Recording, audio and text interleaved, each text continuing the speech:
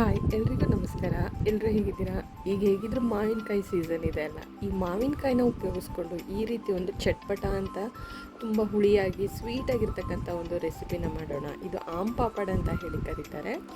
ಹಾಗೆಯೇ ಇದನ್ನು ಮಾಡೋ ವಿಧಾನವೂ ಕೂಡ ತುಂಬಾ ಸುಲಭ, ಟೇಸ್ಟ್ ಮಾತ್ರ ತುಂಬಾ ಚೆನ್ನಾಗಿರುತ್ತೆ. ನೀವು ಕೂಡ ಈ ರೆಸಿಪಿನ ಒಂದ್ಸಲ ಟ್ರೈ ಮಾಡಿ. ಈ ರೀತಿ ಒಂದು ಗಿಣಮಾವಿನಕಾಯಿನ ತೊಗೊಂಡು ಅದ್ರ ಸಿಪ್ಪೆನೆಲ್ಲ ಈ ರೀತಿ ಕ್ಲೀನಾಗಿ ತೆಗೆದಿಟ್ಕೊಂಡು ಇದನ್ನು ಸಣ್ಣದಾಗಿ ಹೆಚ್ಚಿಟ್ಕೊಬೇಕು.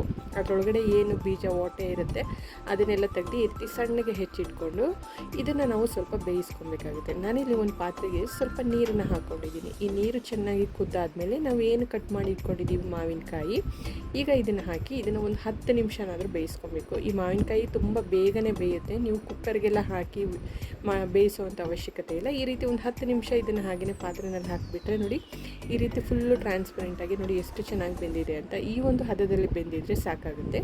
ಇದಕ್ಕೆ ಉಪ್ಪು ಅಥವಾ ಏನೇನು ಕೂಡ ಸೇರಿಸೋದು ಬೇಡ. ಈ ರೀತಿ ಒಂದು ಪ್ಲೇಟ್ಗೆ ಹಾಕಿ ಅದು ತಣ್ಣಗಾದಮೇಲೆ ಇದನ್ನು ಒಂದು ಮಿಕ್ಸಿ ಜಾರ್ಗೆ ಹಾಕ್ಕೊಂಡು ನೀರನ್ನು ಸೇರಿಸ್ತೇನೆ ಈ ರೀತಿ ನುಣ್ಣಗೆ ಪೇಸ್ಟ್ ಮಾಡ್ಕೊಬೇಕು. ನೀರನ್ನು ಒಂದು ಡ್ರಾಪ್ ಕೂಡ ನೀರೇನು ಹಾಕೋ ಅವಶ್ಯಕತೆ ಇಲ್ಲ. ಈ ರೀತಿ ಎಲ್ಲ ಹಾಕಿ ರುಬ್ಕೊಂಡಾದಮೇಲೆ ಇದನ್ನು ಒಂದು ಸ್ಟ್ರೈನರನ್ನು ಯೂಸ್ ಮಾಡಿಕೊಂಡು ಇದನ್ನು ಚೆನ್ನಾಗಿ ನಾವು ಸೋಸ್ಕೊಬೇಕಾಗುತ್ತೆ. ಅಂದರೆ ಅದರಲ್ಲಿ ಏನಾದರೂ ನಾರಿನಂಶ ಏನಾದರೂ ಇದ್ದರೆ ಅದೆಲ್ಲ ಹೋಗಲಿ ಅಂತ ಹೇಳಿ ನೋಡಿ, ಈ ರೀತಿ ಬೇಯಿಸ್ಕೊಂಡು ಒಂದು ಪಾತ್ರೆಗೆ ಹಾಕಿ ನಿಮಗೆ ಸ್ವೀಟ್ ಎಷ್ಟು ಬೇಕು ಅಂತ ನೋಡಿಕೊಂಡು ಸಕ್ಕರೆನ ಸೇರಿಸ್ಕೊಳ್ಳಿ. ಸಕ್ಕರೆನ ಹಾಕಾದ್ಮೇಲೆ ಇದಕ್ಕೆ ನಾನಿಲ್ಲಿ ಸ್ವಲ್ಪ ಚಾಟ್ ಮಸಾಲ ಹಾಕ್ಕೊತಾ ಇದ್ದೀನಿ. ಅದ್ರ ಜೊತೆಗೇ ಸ್ವಲ್ಪ ಕಾಳು ಮೆಣಸಿನ ಪುಡಿ, ಪೆಪ್ಪರ್ ಪೌಡರ್ ಅದನ್ನು ಕೂಡ ಹಾಕ್ಕೊತಾ ಇದ್ದೀನಿ.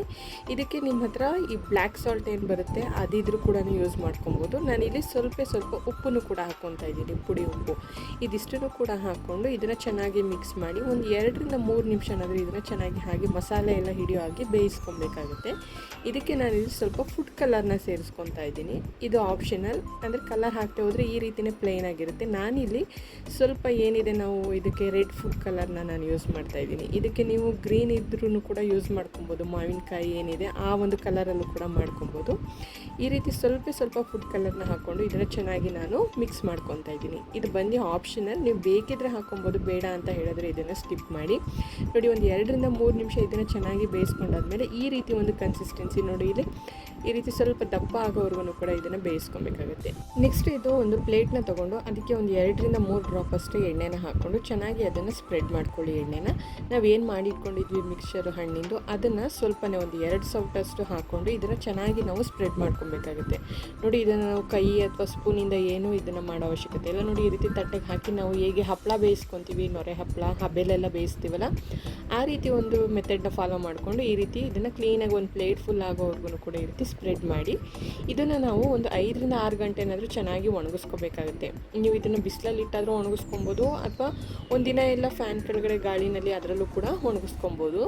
ನೋಡಿ, ಈ ರೀತಿ ಒಣಗಾದ್ಮೇಲೆ ಒಂದು ಚಾಕು ಅಥವಾ ಸ್ಪೂನ್ದು ಏನು ಎಡ್ಜಿದೆ ಅದನ್ನು ಯೂಸ್ ಮಾಡಿಕೊಂಡು ಈ ಸೈಡ್ ಎಲ್ಲನೂ ಕೂಡ ನಾವು ಸ್ವಲ್ಪ ತೊಗೊಬೇಕಾಗುತ್ತೆ. ಸೈಡ್ ಎಡ್ಜ್ ಎಲ್ಲನೂ ತೆಗೆದ್ರೆ ನೋಡಿ, ಈ ರೀತಿ ಕ್ಲೀನಾಗಿ ನೋಡಿ ಅದೇ ಎದ್ದು ಬರುತ್ತೆ. ನೋಡಿ, ಇಲ್ಲಿ ಕ್ಲೀನಾಗಿ ಸೇಮ್ ಇದು ನಾವು ಹಪ್ಪಳ ಎಲ್ಲ ಹೇಗೆ ಬೇಯಿಸ್ಕೊತೀವಿ ಆ ಒಂದು ಮೆಥಡಲ್ಲೇ ಇದು ಮಾಡ್ಕೊಬೋದು. ನೋಡಿ, ಈ ರೀತಿ ಮಾಡಿಕೊಂಡ್ರೆ ತುಂಬಾ ಚೆನ್ನಾಗಿರುತ್ತೆ. ನೋಡಿ, ಎಷ್ಟು ಶೈನಿಂಗ್ ಆಗಿದೆ, ಹಾಗೆಯೇ ತುಂಬಾ ತೆಳುವಿದೆ. ನೀವು ಇದನ್ನು ಬೇಕಾದರೆ ಜಾಸ್ತಿ ಹಿಟ್ಟನ್ನು ಹಾಕ್ಕೊಂಡು ಸ್ವಲ್ಪ ದಪ್ಪ ಕೂಡ ಮಾಡ್ಕೊಬೋದು. ನಾನಿಲ್ಲಿ ಸ್ವಲ್ಪ ತೆಳುವಾಗಿ ಮಾಡಿದ್ದೀನಿ.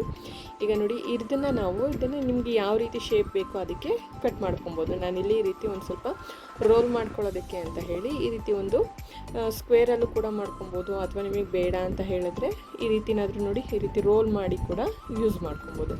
ಇದನ್ನು ನೀವು ಒಂದು 8 ಕಂಟೈನರ್ನಲ್ಲಿ ಹಾಕ್ಕೊಂಡು ಒಂದು ಸುಮಾರು ದಿನದವರೆಗೂ ಕೂಡ ಇದನ್ನು ಸ್ಟೋರ್ ಮಾಡ್ಕೊಬೋದು.